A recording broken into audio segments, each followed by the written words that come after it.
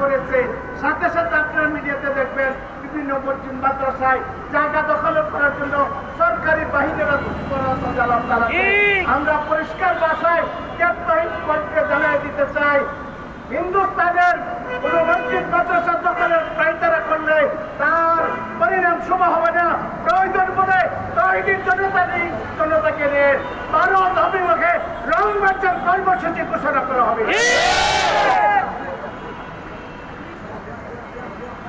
এই পর্যায়ে আপনাদের সামনে সংযুক্ত বক্তব্য দিবেন এবং সেই বক্তব্যের পরে আমাদের মিছিল শুরু হবে। বক্তব্য দিবেন আমাদের পল্লবী থানার হেফাজুল ইসলাম পল্লবী মিরপুরের সম্মানিত সভাপতি হযরত মাওলানা আলহাজ আব্দুল সালাম সাহেব দামাত ঠাকুর।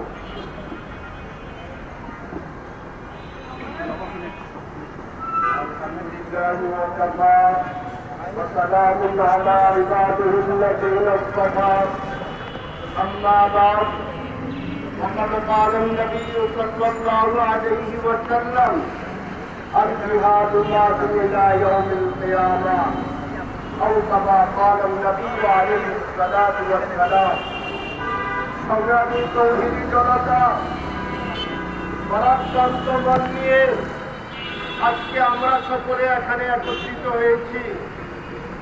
আমার ভাই আপনার ভাই, আমার বোন আপনার বোন, আমাদের রক্তের সম্পর্ক দিনী ভাই ফিলিস্তিন সে এই গাজায় রক্তাক্ত হয়ে জীবন দিতেছে।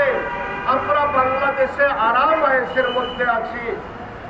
আজকে মুসলিম বিশ্বের নেতারা, আমাদের এই মুসলমান ভাইয়েরা বোনেরা, আমাদের শিশু বাচ্চারা সেই নির্মমভাবে মৃত্যুবরণ করতেছে, শহীদ হইতেছে, তারা কোনো ভূক্ষেপ করছেন না।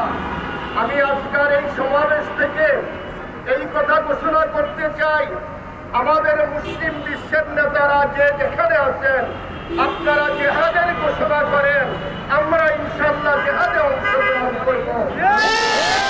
এবং এই ইসরায়েলি শক্তিকে ধ্বংস করার জন্য উপস্থিত আমরা এখানে যারা আছি, দোকানদার ভাইয়েরা, ব্যবসা বাণিজ্য যারা করি, সকলকে অনুরোধ করব, ইসরায়েলি পণ্য, ভারতের পণ্য, আমেরিকান পণ্য আমরা সম্পূর্ণভাবে বয়কট করব এবং আমাদের জায়গায় জায়গায় মসজিদের সামনে এই পণ্যগুলো চিহ্নিত করে দিয়ে দিব, যাতে সরল মুসলমান ভাইয়েরা এইগুলা বুঝে তারাও বর্জন করতে পারে। আমরা আরো আমাদের সরকারের কাছে দাবি রাখতে চাই, এই আমাদের ফিলিস্তিন সফরের জন্য আমাদের যেই পাসপোর্টের মধ্যে নিষেধাজ্ঞা শব্দ দিয়েছে, অনুমতি নাই, সেইটাকে প্রত্যাহার করতে হবে। এবং আমরা ভারতকে বলতে চাই, রান্না চোখে আমাদের দিকে তাকাইও না। ফিলিস্তিন করে যে তোমরা জিতে গেছ ঐক্যবদ্ধ হয়ে, আমরা সেটা মানি না। এখন থেকে আমরা সবসময় তোমাদের মোকাবেলার জন্য রাজপথে প্রাচীরের মতন মজবুত হয়ে থাকবো। আল্লাহ আমাদের সকলের সহায় হোক।